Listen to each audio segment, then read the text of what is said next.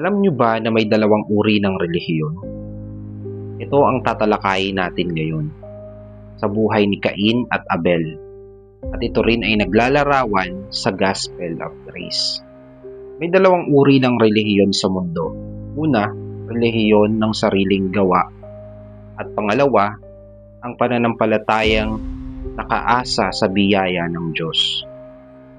At dito sa Genesis chapter 4, pinapakita agad ng Diyos kung alin ang tunay. Dalawang magkapatid, parehong nag-alay, parehong lumapit sa Diyos, pero ang isa tinanggap, ang isa ay tinanggihan. Bakit? Ito ang tanong na sasagutin ng ating pag-aaral. At dito rin natin makikita ang liwanag ng Ebanghelyo o ang liwanag ng Gospel. Tinatanggap ng Diyos hindi ang may pinakamagandang gawa, kundi ang may pananampalataya sa kanyang itinakdang paraan. At mula pa kay Abel, nakikita na natin ang larawan ni Kristo, ang tunay na kordero. Nakikita natin sa buhay ng dalawang magkapatid ang dalawang uri ng pagsamba. Sabi sa Genesis chapter 4 verse 3 to 4, isang araw, naghandog si Cain sa Panginoon nang galing sa ani niya. Si Abel naman ay kumuha ng isang panganay sa mga inaalagaan niyang hayop. Kinatay niya ito at hinandog sa Diyos ang pinakamagandang bahagi. Natuwa ang Panginoon kay Abel at sa handog nito. Nabasa natin na si Abel ay nagdala ng firstborn mula sa kawan. At ito ay kinatay. Pag sinabing kinatay, ibig sabihin may dugo. At ito ay tanda ng buhay. Sabi sa Hebrew chapter 11 verse 4, dahil sa pananampalataya, nag-alay si Abel ng mas mabuting handog kaysa kay Cain. At dahil sa pananampalataya niya, itinuring siyang matuwid ng Diyos dahil tinanggap ng Diyos ang handog niya. Kaya kahit patay na si Abel, may itinuturo pa rin siya sa atin sa pamamagitan ng pananampalataya niya. So si Abel ay naghandog sa pamamagitan ng kanyang pananampalataya. Si Abel ay naglalarawan ng taong lumapit sa Diyos sa pananampalataya, hindi sa kanyang sarili. At nabasa rin natin na si Cain naman ay nagdala rin ng handog, pero mula sa lupa, walang dugo. Mukhang maganda, pero hindi ayon sa itinakdang paraan. Larawan ito ng self-righteous worship. Ito ang nakakalungkot na katotohanan. Hindi lahat na nagsasabi para ito kay Lord ay tinatanggap ng Diyos. Hindi lahat ng mabuti ay katanggap-tanggap sa Diyos. God requires faith and the blood, not human performance. At dito makikita rin natin ang dalawang uri ng puso. Sabi sa Genesis chapter 4 verse 5 to 7, pero hindi siya natuwa kay Cain at sa handog nito. At dahil dito, sumagot si Cain at labis ang kanyang galit.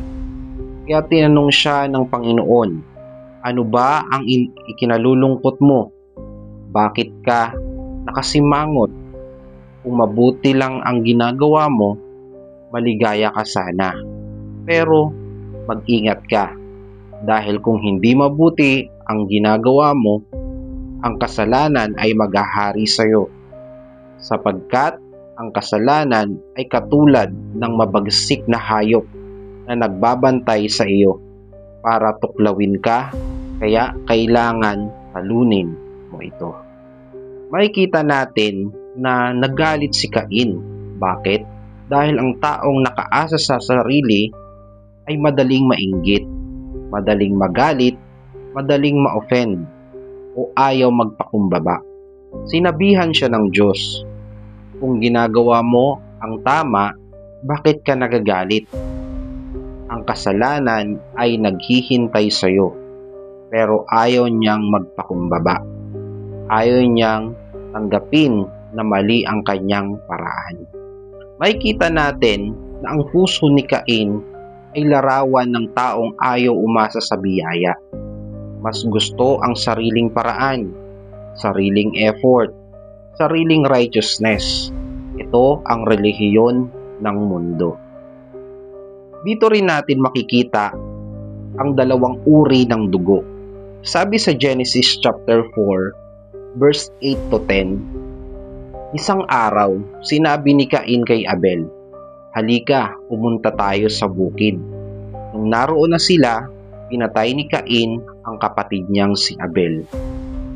Pagkatapos, nagtanong ang Panginoon kay Cain, "Nasaan ang kapatid mo?" Sumagot si Cain, "Ewan ko, hindi ko alam kung saan siya. Bakit? Ako ba ang tagapagbantay niya?"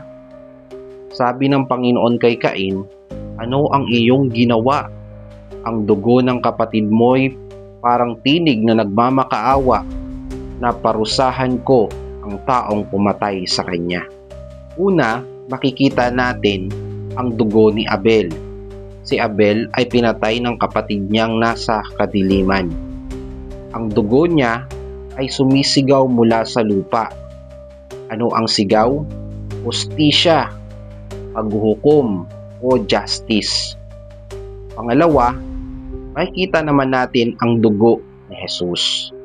Sabi sa Hebrews chapter 12 verse 24, lumapit kayo kay Jesus na siyang tagapamagitan natin sa Diyos sa bagong kasunduan. Ang kasunduang ito'y pinagtibay ng kanyang dugo na higit na mabuti kaysa dugo ni Abel na humihingi ng katarungan. See, the blood of Jesus speak a better word than the blood of Abel. Ang dugo ni Abel ay sigaw ng hustisya. Ang dugo ni Jesus ay sigaw ng kapatawaran, biyaya at kaligtasan. Si Abel is a type of Christ at si Jesus is the true sacrifice. At dito papasok ang the gospel of grace o ang the Lamb of God. Sa kwento ni Abel, ipinapakita na hindi sapat ang good works, righteous offering, morality, o sincerity. Kailangan ng dugo ng kordero. At ang korderong iyon ay si Kristo. Si Abel ay nag-alay ng dugo. Si Jesus, siya mismo ang nag-alay ng kanyang dugo. Si Abel, pinatay dahil sa kanyang katuwiran. At si Jesus, pinatay dahil sa kanyang katuwiran. Si Abel, nagpakita ng faith. At si Jesus naman, siya ang object of our faith. Ito ang malaking katotohanan. The only one thing make us acceptable to God, not the work of our hand, but the blood of His Son. Kaya ito ang challenge ko sa ating lahat, mga kapatid. Suriin natin ang ating puso. Ito ba ay pusong katulad ng kay Cain o pusong katulad ng kay Abel? Sabihin mo sa sarili mo, lumapit ba ako sa Diyos base sa sarili kong gawa? O nakaasa ako sa ginawa ni Kristo? Hindi sapat ang mabait ako o nagsisimba ako. Walang gawa ang pwedeng magligtas. Only the Lamb of God. Kaya kung nasasaktan tayo sa katotohanan, baka puso ito ni Cain. Tandaan, ang taong hindi nakaasa sa grace, mabilis ma-offend. Kaya manalig tayo sa dugo ni Kristo. Ito lang ang sigaw ng patawad, hindi paghatol.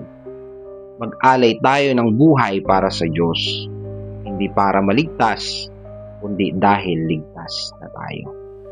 Yun lang, mga kabok. Have a great day and God bless.